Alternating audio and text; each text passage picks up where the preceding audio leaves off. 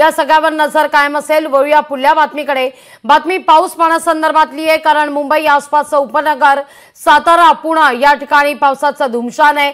साताऱ्यात पुन्हा एकदा पावसाला जोर चढलेला आहे, जोर वाढलेला आहे पावसाचा। कोयना धरणाचे 6 वक्र दरवाजे उघडले आहेत। धरणाच्या वक्र दरवाजातून 5000 क्युसेक पाण्याचा विसर्ग सुरू आहे, त्यामुळे नदीकाठच्या गावांना सतर्क राहण्याचा इशारा देण्यात आलाय। तिथं तळ कोकणातही पावसाचं धुमशान सुरू आहे। सिंधुदुर्ग, कुडाळ, कणकवली, दोडामार्ग या ठिकाणी पाऊस दमदार पडतोय। तर मुंबई आणि आसपासच्या उपनगरातही पावसाला आता सुरुवात झालेली आहे। काल रात्रीपासूनच मुंबईतही दमदार पाऊस बरसताना दिसतोय।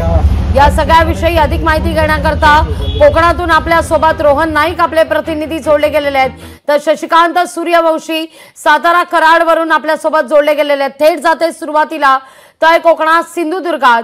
रोहन, आपण पाहतोय सिंधुदुर्गात दमदार पाऊस कोसळतोय।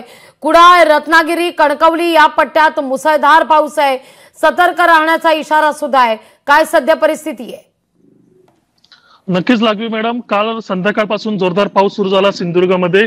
कुडाळ असेल, सावंतवाडीमध्ये मुसळधार पाऊस झाला आणि जिल्ह्याची जी 24 तासाची आकडेवारी होते 70 मिलीमीटर पाऊस झालाय पूर्ण आजपर्यंत।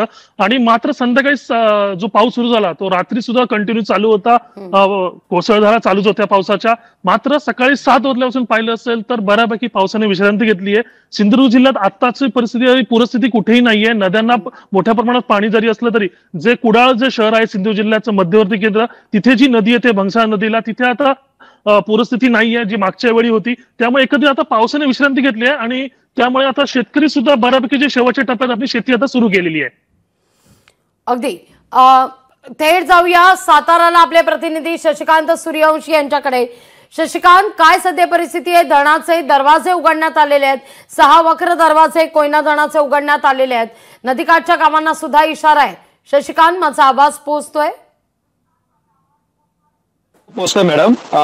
आपण जर सध्या पाहिलं तर आता माझ्या पाठी तुम्ही पाहताय मुसळधार पाऊस कोसळतोय। साधारण 1.5 महिना झाला साताऱ्यातल्या कोयना धरण पाणलोट क्षेत्रामध्ये पावसाचा जोर वाढलेला आहे, एकंदरीत आपल्याला पाहायला मिळतोय। त्यामुळं धरण क्षेत्रात मोठ्या प्रमाणात पाऊस सुरू झाल्यामुळं धरणाची पाणी पातळी नियंत्रित ठेवण्यासाठी कोयना धरणातून सकाळी 11 वाजता 5000 क्युसेक्स पाण्याचा विसर्ग हा कोयना नदीपात्रात सोडण्यात आलेला आहे। त्याचबरोबर धरणाचे 6 वक्र दरवाजे 1.5 फुटांनी उचलण्यात आलेले आहेत। तर यापूर्वी देखील पावसाचं पाणी मोठ्या प्रमाणात धरणात येत असल्यामुळे पायथा विद्युत महामार्गे देखील जे पाणी आहे ते नदीपात्रात सोडण्यात आलेलं होतं आणि त्यानुसार 2100 क्युसेक पाणी आणि हे सोडलेलं 5000चं 7100 क्युसेक पाण्याचा विसर्ग हा कोयना नदीपात्रात आहे। नदीकाठच्या गावांना सतर्कतेचा इशारा देण्यात आलेला आहे। धुवाधार बॅटिंग पावसाची सुरुवात सुरू आहे। आपण पाहताय कशा पद्धतीनं माझ्या पाठी हा पाऊस कोसळतोय।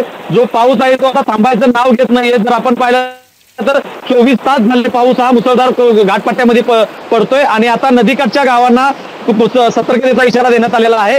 जर पाहिलं तर धरणातून पाण्याचा विसर्ग मोठ्या प्रमाणात आहे। कोयना नदी ही दुथडी भरून वाहताना पाहायला मिळते।